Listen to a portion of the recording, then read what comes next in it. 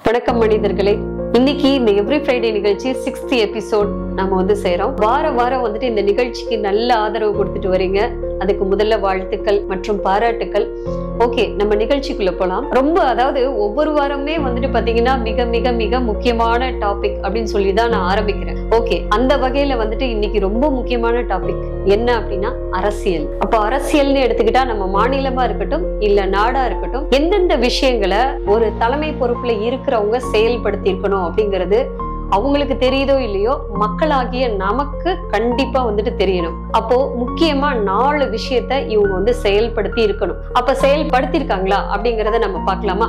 அது என்ன 4 விஷயம் அப்படின்னு எடுத்துக்கிட்டா, முதல்ல மக்களுடைய நம்பிக்கையை பாதுகாப்பது, மனித வளத்தை மேம்படுத்துவது, கடமையை தடையின்றி செயல்படுத்த உறுதுணையாக இருப்பது, மக்களின் உரிமையை பாதுகாப்பது மற்றும் அவங்களுடைய உரிமை என்ன அப்படிங்கறத புரிய வைக்கிறது. அப்ப இந்த 4 விஷயத்த ஒரு தலைமை பொறுப்புல இருக்கக்கூடிய, அது மாநிலமா இருக்கட்டும் இல்ல நாடா இருக்கட்டும், இந்த 4 விஷயத்த செயல்படுத்தி இருந்தா இந்நேரத்துக்கு நம்ம வல்லரசாயி 75 வருஷம் ஆயிருக்கும். 75 வருஷம் முடிஞ்சு இன்னைக்கு நாம செயல்பட்டு இருப்போம். அப்போ மக்களின் நம்பிக்கை அப்படின்னு எடுத்துக்கிட்டா என்ன அப்படின்னா, பல ஜாதி, இனம், சமுதாயம் எல்லாம் ஒருங்கிணைந்ததுதான் ஒரு மாநிலம்.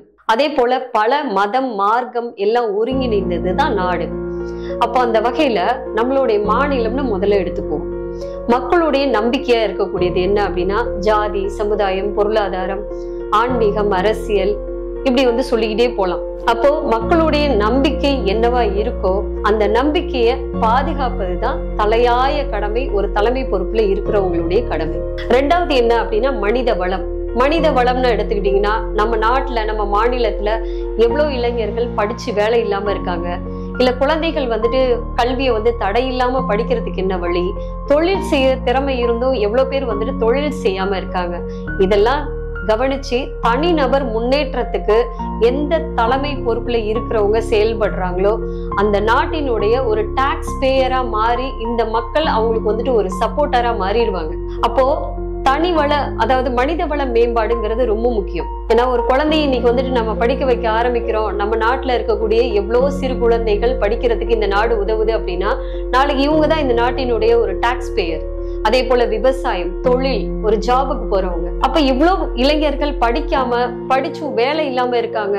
அப்ப தனி மனித முன்னேற்றத்துல கவனம் செலுத்துவதுங்கிறது மிக மிக மிக ஒரு முக்கியமான விஷயம். அடுத்து 3வது என்ன அப்படின்னா, மக்களின் கடமை.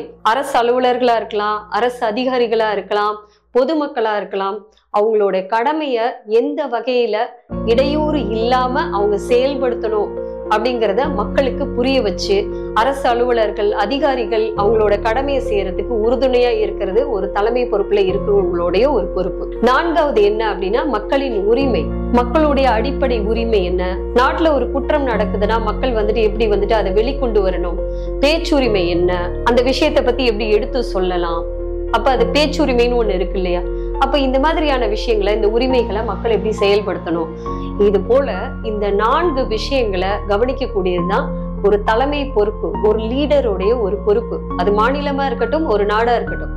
அப்ப அந்த வகையில பார்க்கும்போது இத நம்ம மாநிலமோ நம்ம நாடோ செய்துகிட்டு இருக்கா அப்படிங்கிறது ஆராய்ச்சி பண்ணக்கூடிய விஷயம். அப்ப இனி வரக்கூடிய அரசு எந்த விஷயங்கள், ஏன்னா எந்த ஒரு கட்சிக்கும் தனி ஒரு கொள்கை இருக்க வேண்டிய அவசியம் கிடையாது. ஏன்னா ஒட்டுமொத்த கொள்கையா பாத்தீங்கன்னா நம்ம என்னைக்கோ அரசமைப்பு சட்டம் அப்படிங்கறத நம்ம உண்டு பண்ணிக்கிட்டோம். அப்ப அந்த அரசமைப்பு சட்டத்தின்படி இவங்க செயல்படுத்துற ஒவ்வொரு பாயிண்ட்ஸையும் நான் செயல்படுத்துறேன் அப்படின்னு சொன்னாலே போதுமானது. தனி ஒரு கொள்கை இங்க தேவைப்படாது.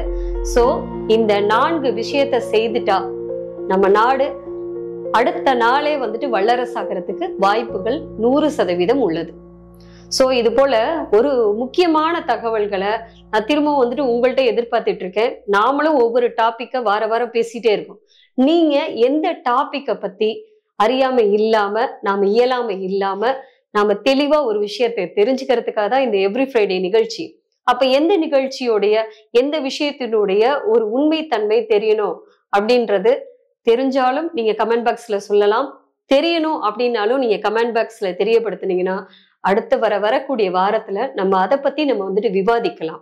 ஓகே, மீண்டும் சந்திப்போம் எவ்ரி ஃப்ரைடேல நெக்ஸ்ட். வணக்கம், வாழ்த்துக்கள்.